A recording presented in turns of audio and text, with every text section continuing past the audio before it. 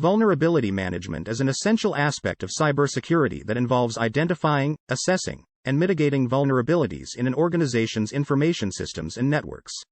The goal of vulnerability management is to prevent or minimize the probability of exploiting these vulnerabilities to launch cyber attacks against the organization. Control 2.1.1. The first control states that the cybersecurity requirements for technical vulnerabilities management must be defined, documented, and approved. This means that the organization should have a clear and documented policy for vulnerability management that outlines the procedures for identifying, assessing, and mitigating vulnerabilities. This policy should also be approved by the appropriate stakeholders within the organization. Control 2.1.2. The second control states that the cybersecurity requirements for technical vulnerabilities management must be implemented. This means that the organization should have a system in place for identifying, assessing, and mitigating vulnerabilities. This can be done through the use of vulnerability scanning tools such as Nessus, Qualys, and OpenVAS, which scan the organization's information systems and networks for known vulnerabilities and provide a report on any vulnerabilities that are found. To implement vulnerability management, organizations should also have a process for prioritizing vulnerabilities based on their risk level and the potential impact on the organization. This can be done by using a vulnerability scoring system such as CVSS, Common Vulnerability Scoring System, which assigns a numerical score to a vulnerability based on its characteristics such as its exploitability, impact, and prevalence. It's also important for organizations to have a process for remediating vulnerabilities once they are identified. This can be done through the use of security patches, configuration changes, or other mitigation techniques. Additionally, organizations should have a process in place for monitoring and tracking the progress of vulnerability remediation efforts to ensure that vulnerabilities are being effectively mitigated in a timely manner. Vulnerabilities management is an important aspect of cybersecurity that involves identifying, assessing, and mitigating technical vulnerabilities in an organization's IT systems and infrastructure. The goal of vulnerabilities management is to prevent or minimize the probability of exploiting these vulnerabilities to launch cyber attacks against the organization. Control 2.1.1 and 2.1.2 are about defining and implementing the cybersecurity requirements for vulnerabilities management. This includes creating policies and procedures for identifying, assessing, and mitigating vulnerabilities, as well as assigning responsibilities for managing vulnerabilities. Control 2.1.3 is about the specific actions and processes that should be included in the vulnerabilities management program. 2.1.3.1. Periodic vulnerabilities assessments refers to the process of regularly identifying, analyzing and evaluating potential vulnerabilities in the organization's IT systems and infrastructure. This can include network, software, hardware and other assets. This can be done through a variety of methods such as manual testing, automated scanning, and penetration testing. The goal of these assessments is to identify any potential weaknesses or vulnerabilities that could be exploited by an attacker, in order to prioritize and address them before they can be exploited. For example, a company can conduct regular vulnerability assessments by using automated vulnerability scanning tools such as Nessus, OpenVAS, and Qualys. These tools will identify vulnerabilities in the organization's systems and infrastructure, and provide detailed reports on the risks and potential impact of each vulnerability. Then, the company can prioritize the vulnerabilities based on the criticality level and start remediating them according to their risk level. 2.10.3.2. When it comes to vulnerabilities classification, it's important to assess the criticality level of each vulnerability. This can be done by evaluating the potential impact of the vulnerability on the organization's assets, as well as the likelihood of the vulnerability being exploited. Based on this assessment, vulnerabilities can be classified into different categories, such as high, medium, or low risk. This classification can then be used to prioritize vulnerabilities for remediation. For example, high-risk vulnerabilities would be a top priority for remediation, while low-risk vulnerabilities may be addressed at a later time. Additionally, it is important to have a process for re-evaluating the criticality level of a vulnerability over time, as the risk associated with a vulnerability can change as new information or exploit techniques become available. 2.1.0.3.3 Vulnerabilities remediation based on classification and associated risk levels. This control is about taking action to address vulnerabilities based on their level of criticality and the risk they pose to the organization.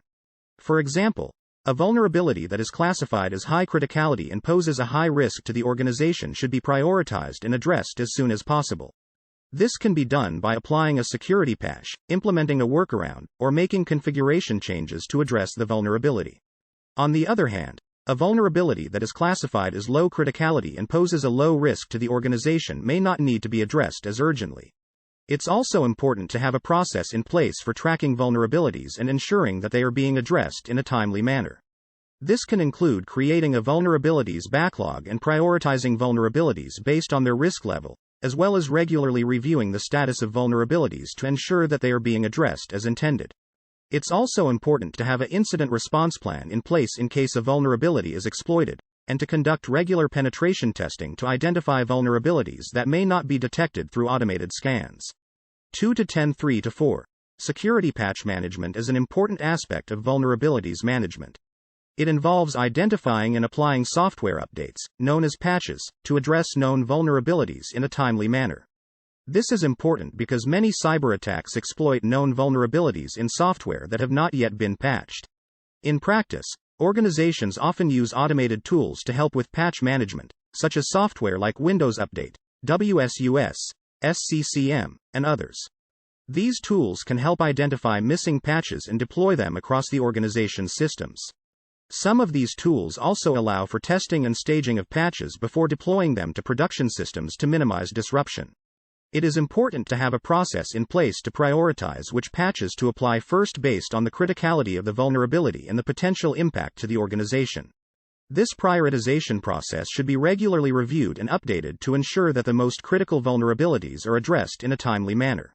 Control 2-10-3-5.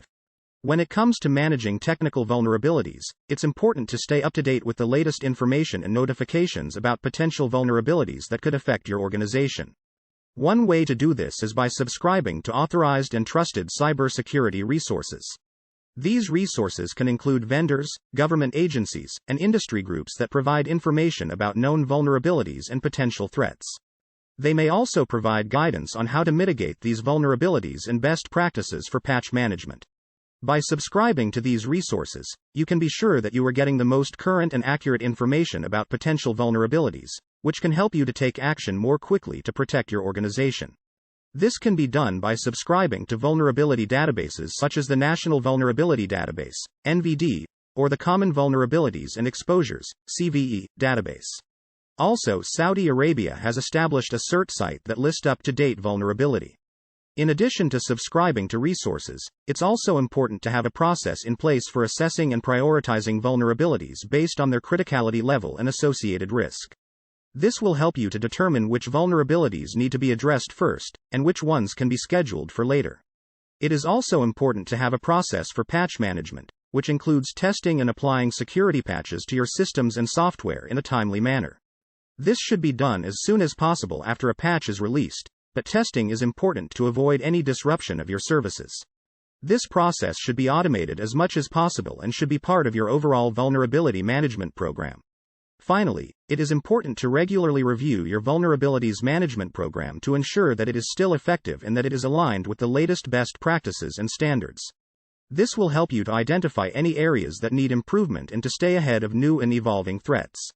Subscription with authorized and trusted cybersecurity resources for up-to-date information and notifications on technical vulnerabilities. It's important to stay informed about the latest vulnerabilities and have access to up-to-date information and guidance on how to mitigate them. Control 2-10-4 is about regularly reviewing and updating the vulnerabilities management program. This includes regularly reviewing the policies, procedures, and tools used for vulnerabilities management to ensure they are still effective and relevant. It's important to note that vulnerabilities management is an ongoing process.